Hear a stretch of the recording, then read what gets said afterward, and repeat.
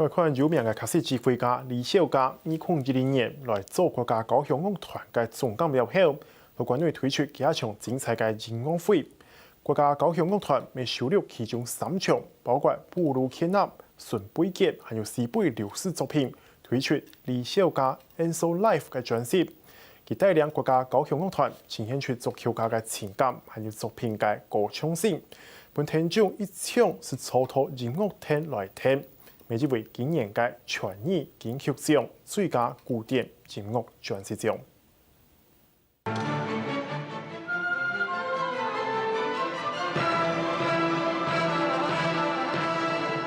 卡起自己捧李小加表情同数字都当认真，带动乐团的成员演奏作曲家布鲁克纳作品，希望听众对浪漫的旋律当中，听到作品都风的精致感情。现在这个一切都讲求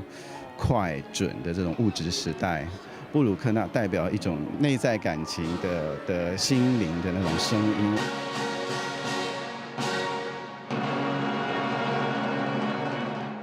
对2010年转国接国家高雄乐团总监督级，李小加搭档乐队都希望带动乐迷来欣赏无强样风格的作曲家同作品。国家高雄乐团乐队当中选出布鲁克纳、提示好高雄曲、顺便嘅高雄是 PDR 同梅丽颂，韩国西比流士图奈拉之天鹅3场 live 实况，发行李小加同 NSO Live， 希望乐迷抢伫音乐堂现场用嘅，每年为今年传艺金曲奖。最佳古典音乐专辑奖。吕老师希望大家能够闭着眼睛感受一下音乐厅的一个现况，因为跟录音室录音最大的不同是，录音室非常的干净，而国家音乐厅它是一个协和式音响的一个场域，所以声音在这个场域里面，它会有不同的撞击跟碰撞。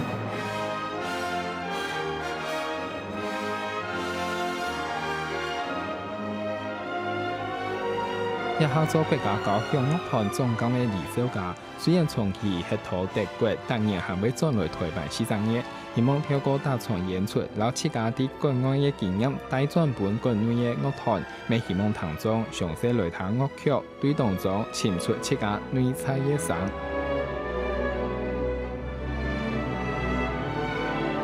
客家新闻来关于陈凤仪台北报道。